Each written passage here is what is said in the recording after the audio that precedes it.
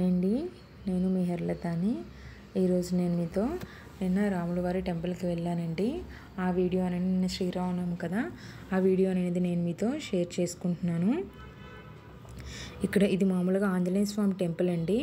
పక్కన ఏంటంటే రాముల వారిని కూడా చెక్కారనమాట. అది నేను మీకు పూర్తిగా చెప్తాను. ఇది చూసారు కదా ఆంజనేయ స్వామిది, అక్కడ వెలిశారండి. చూసారు కదా చిన్నది ఉంది కొండ మీద రాయిలాగా చిన్నది ఇలా ఉంది, అక్కడ వెలిశారు. పక్కన మళ్ళీ అలా పెట్టారండి, విగ్రహంలో పెట్టారు. అలాగే పక్కన ఒక చిన్న శివలింగం కూడా ఉంది, చిన్న నంది కూడాన.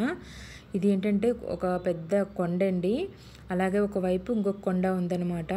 ఒక కొండ దగ్గర ఆంజనేయ స్వామి వారు ఉన్నారు. అలాగే ఇంకొక కొండ వైపు ఏంటంటే ఇది మొత్తం అంతా కొండ అండి.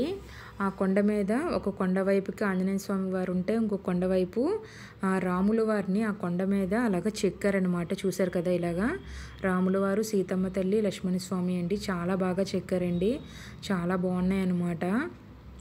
నేనైతే ఫస్ట్ మామూలు విగ్రహాల టైప్ ఏమో అని అనుకున్నాను, కానీ తర్వాత చూస్తే అది చెక్కారని చెప్పారనమాట. ఆ కొండ మీదే అవి ఒక పెద్ద రాళ్ళలా ఉంటాయండి. ఇటు ఒక రాయిలా ఉంటుంది, అటువైపు ఒక రాయిలా ఉంటుంది. ఇటువైపు రాముల వారు ఉంటారు, అటువైపు ఆంజనేయ స్వామి ఉంటారనమాట. నిన్న మధ్యాహ్నం అక్కడ భోజనాలు అవి కూడా అన్నీ అయినాయండి. కళ్యాణం అయిన తర్వాత ప్రతి చోట మనకి భోజనాలు అనేవి పెడతారు కదా, భోజనం అది అయితే చేసేసి వచ్చాను. చాలా బాగుందండి టెంపుల్ అయితే మాత్రం. నేను ఎప్పుడూ అయితే వెళ్ళలేదు, మా ఇంటికి కొద్దిగా దగ్గరలోనే ఉందన్నమాట ఈ టెంపుల్ అనేది. ఇక్కడ ఆంజనేయ స్వామి వారు అయితే వెలిశారని అంటున్నారండి, అక్కడ చెప్పారనమాట. ఇక్కడ దేవుడు అయితే ఎప్పటి నుంచో ఉన్నారు అని చెప్పారు.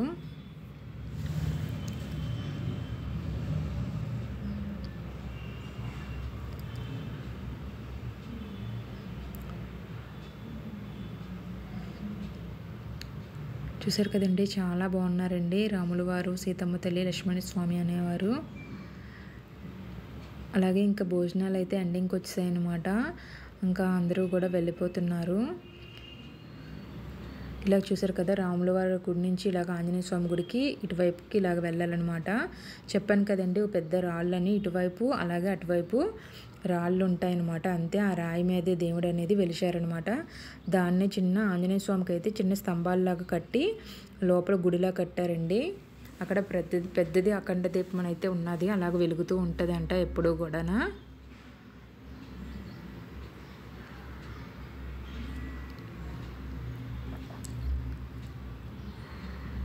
ఇక్కడైతే దేవుణ్ణి పెట్టారండి, విగ్రహాన్ని పెట్టారనమాట ఆంజనేయ స్వామిని. పక్కనైతే వెలిచిన దేవుడు అయితే ఉంటారనమాట.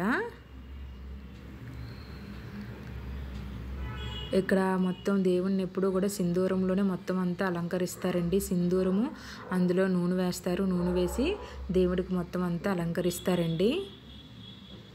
ఇక్కడ ఇటువైపు కొద్దిగా బయటన రాగి చెట్టు అది ఉంది. చూసారు కదా ఇక్కడైతే దేవుడు వెలిచారండి, చూపించాను కదా ఆల్రెడీ, ఇందాక చెప్పాను కదా. ఇలా చిన్న గుడిలాగా మండపంలా కట్టారనమాట. అలాగే పక్కన శివయ్య కూడా ఉంటారు. చాలా ప్రశాంతంగా అయితే ఉందండి ఈ గుడిలోని. ఈ వీడియో మీ అందరికీ నచ్చిందని అనుకుంటున్నాను. నచ్చితే లైక్ చేయడం, అలాగే సబ్స్క్రైబ్ చేసుకోవడం మాత్రం మర్చిపోకండి. అలాగే ఇంకొక మంచి వీడియోతో నేను మళ్ళీ మీ ముందుకు వస్తాను. అప్పటి వరకు చూస్తూనే ఉండండి. Thank you for watching.